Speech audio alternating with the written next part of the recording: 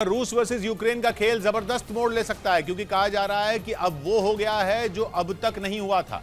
खबर है कि 7 महीने से इस जंग से दूरी बनाए बैठे इजराइल ने यूक्रेन को एंटी ड्रोन सिस्टम दिया है और इजराइल की सैन्य ताकत और तगड़े हथियारों का दम तो पूरी दुनिया भरती है। एंटी ड्रोन तकनीक के बाजार में तो वो दुनिया का बादशाह माना जाता है, इसलिए इजराइल का एंटी ड्रोन सिस्टम यूक्रेन की किस्मत खोल सकता है। इजराइल के मीडिया में चर्चा का बाजार गर्म है कि वहां की एक डिफेंस कंपनी ने यूक्रेन को एंटी ड्रोन सिस्टम डिलीवर किया है और इसके लिए उसने जरिया बनाया यूक्रेन के पड़ोसी पोलैंड को। एंटी ड्रोन सिस्टम पहले पोलैंड तक पहुंचाया गया और वहां से वो आखिरकार यूक्रेन की सेना के हाथों में गया। इजराइल की कंपनी ने सीधे यूक्रेन को एंटी ड्रोन सिस्टम इसलिए नहीं दिया क्योंकि इजराइल के रक्षा मंत्रालय ने अपनी कंपनियों के यूक्रेन को आधुनिक हथियार बेचने पर रोक लगाई हुई है और anti drone system advance defensive technology है, इसलिए एंटी ड्रोन सिस्टम यूक्रेन को सीधे न बेचकर पोलैंड के रास्ते भिजवाया गया। हालांकि कहा जा रहा है कि इजराइल की सरकार को इस बात की भनक होने के बावजूद उसने इस डील पर अपनी आंखें मूंद ली। इस युद्ध में यह इजराइल का बहुत बड़ा यू टर्न है क्योंकि इजराइल का अब तक का स्टैंड बिल्कुल साफ रहा है। वो जंग में फूंक फूंक कर कदम रख रहा है। उसने रूस की जंग का विरोध तो किया लेकिन कभी पुतिन से सीधे उलझने की जरूरत नहीं की। वहीं इजराइल ने यूक्रेन के साथ खड़े होने का दम भी भरा लेकिन कोई सैन्य मदद नहीं दी।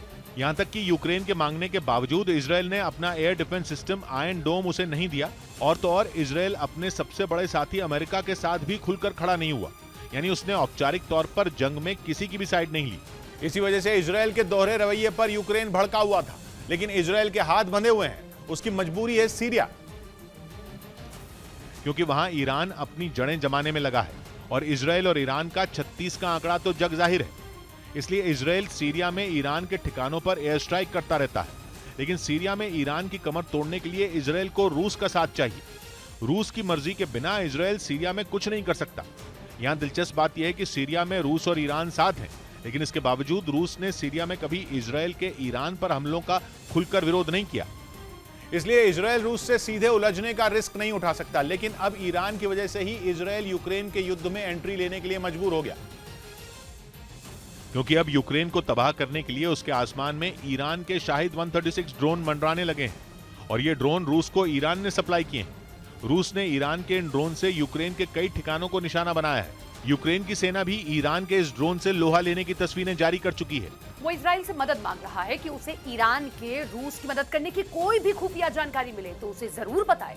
रक्षा विशेषज्ञों का मानना है कि यही बात इजराइल को यूक्रेन में भी ईरान को मजा चखाने का बढ़िया मौका लगी, क्योंकि उसका यूक्रेन को दिया एंटी ड्रोन सिस्टम ईरान के ड्रोन के खिलाफ ही इस्तेमाल किया जाएगा।